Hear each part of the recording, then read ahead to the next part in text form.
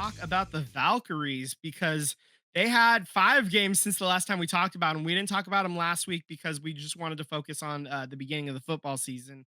But basically, this last week they clinched a playoff spot. This is huge, huge news. This is the first time ever in WNBA history that an expansion team is going to the playoffs. This is big, man. This is awesome. Yeah. This is the other teams that have been the closest. You had the Atlanta Dream, the Miami Soul, and then the team that is now the Connecticut Sun and the Detroit Shock. They all did it in 2 seasons. The Detroit Shock are also the only other expansion team to finish with a winning record in their first season. They just barely missed out on the playoffs in their first year. So that's huge. Yeah, you look at other expansion teams. The Seattle Storm took 3 years. Indiana Fever took 3 seasons. The Washington Mystics took 3 years. The Minnesota Lynx, who kind of have they're leading the planet right now. They're the 1 seed going into the playoffs. They also have, I think, 4 championships now at this point. It took them 5 years. The Chicago Sky, it took them 8 seasons to make the playoffs. The first iteration of the Portland Fire, they only lasted 3 years before ownership decided to fold the team.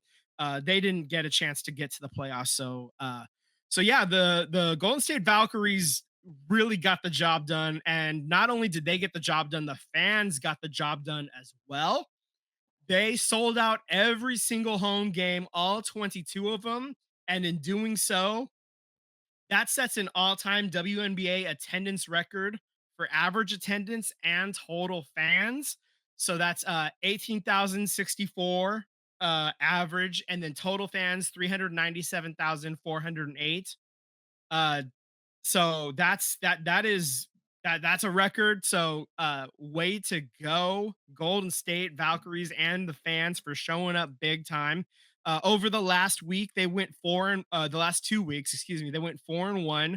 They get wins against the Washington Mystics and Indiana Fever. They Last week they beat the New York Liberty and Dallas Wings, and they end up dropping the final home game against the Minnesota Lynx, who are, of course, the number 1 seed going into the playoffs. They are currently the 6th seed in the WNBA at 23 wins, 19 losses. Yeah, they're looking great heading into the playoffs. So this is awesome. And yeah, this is great. They got 2 final games left. They're gonna both be on the road. They're at Seattle Storm on Tuesday. They're at Minnesota on Thursday, and I believe they are either really close or may have already sewn up the number 6 seed.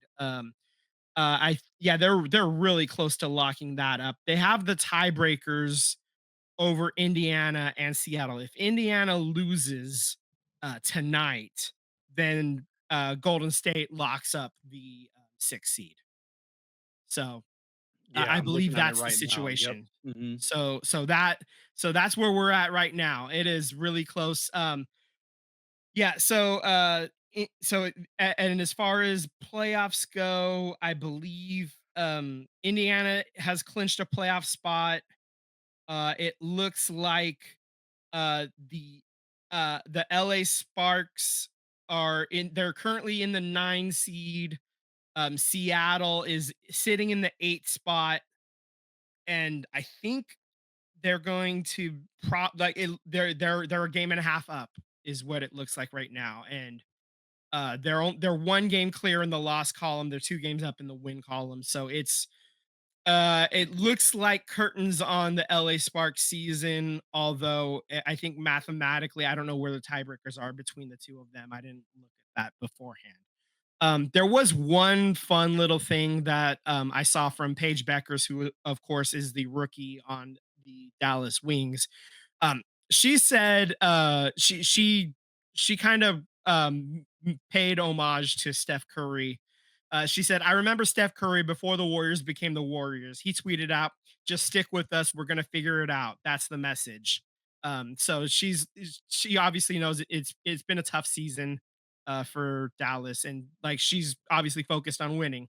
And the reference specifically that she's making is to the Steph Curry tweet.